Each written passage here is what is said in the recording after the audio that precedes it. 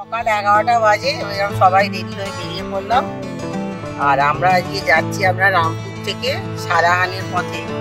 আপনারা সঙ্গে থাকুন, আমরা পথটা দেখাবো। আগে রাতের ভিডিও করেছি।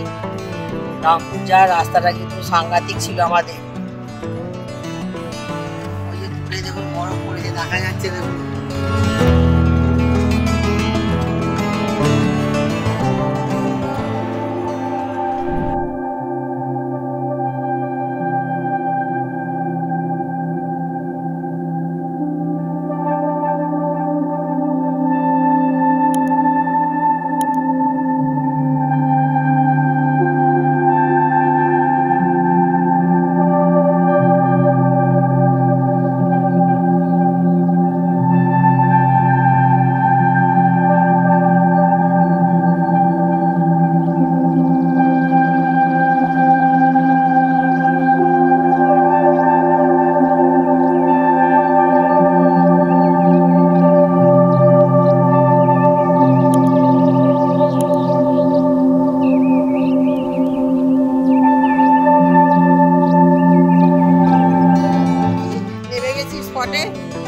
দেখা যাক ভেতরে কি কি আছে। বলছে প্যালেস, বলছে গিয়ে দেখি ভেতরে।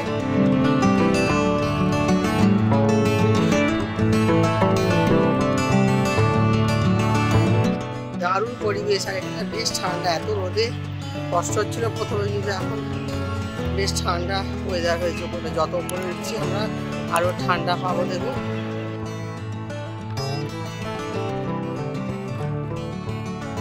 গার্ডেনের ভেতরটা ঢুকলাম, কিন্তু ভেতরে এন্ট্রি করবে না। একটা জানলা খোলা ছিল, দেখুন আমি একটু তুলেছি জাস্ট। ভেতরে কোনো এন্ট্রি না, শুধু বাইরে থেকে আমাদের ঘুরে দেখতে হবে। আমি বাইরেটাই আপনাদের দেখাচ্ছি। দেখুন বাইরেটা বেশ খুব সুন্দর।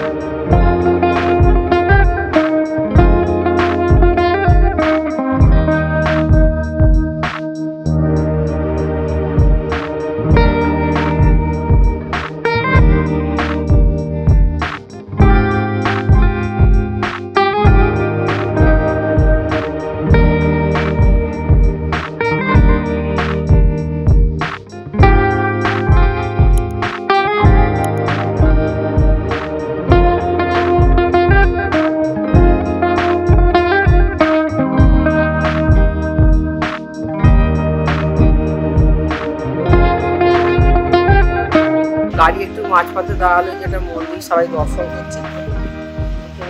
দেখে দিই সকালবেলা বেরিয়ে এখন বাজে, আমাদের এই রাস্তার ধারে একটা জায়গায় দাঁড় করানো, দেখুন পুরো পাহাড়ে ঘেরা, আর কিছু করার উপায় নেই। এখানেই আমরা একটা জায়গায় খাওয়া দাওয়া করলাম, পুরো রাস্তাটা এইভাবে আমরা এলাম। দেখুন কি অবস্থা, শুধু ধুধু করছে পাহাড় আর পাহাড়।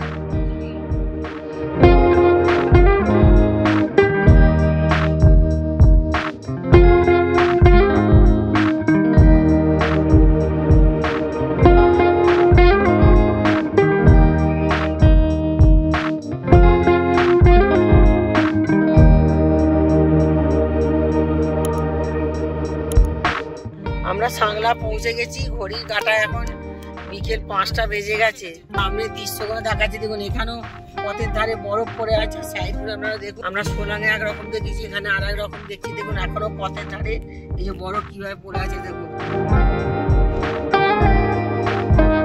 হোটেলে এসে পৌঁছলাম, দেখুন এখনো কিভাবে রাস্তার ধারে এই বরফগুলো জমে আছে দেখুন। উনি বাপরে বাপ, প্রচুর বরফ। হোটেলের বারান্দা থেকে আমি ছবিটা তুলছি, দেখুন কি দারুণ লাগছে। সকালবেলা উঠে রোদ ঝলমল আকাশ, আর সামনে বরফে মোড়া দেখুন, আর এই আপেল গাছ ভর্তি। এখন তো আপেল নেই গাছে, এগুলো সমস্ত আপেল গাছ এই যেগুলো। অক্টোবরে তো আপেল তুলে নেওয়া হয়েছে, এবার ঠান্ডাতে এই যে বরফ পড়ে গেছে, পুরো গাছ দেখুন পরিষ্কার করে, পুরো আপেল গাছ।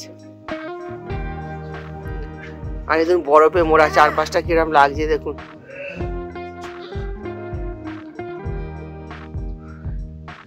খুব ভালো রোদ হয়েছে, রোদে দাঁড়িয়ে আছি যার জন্য এসে একটুখানি আমি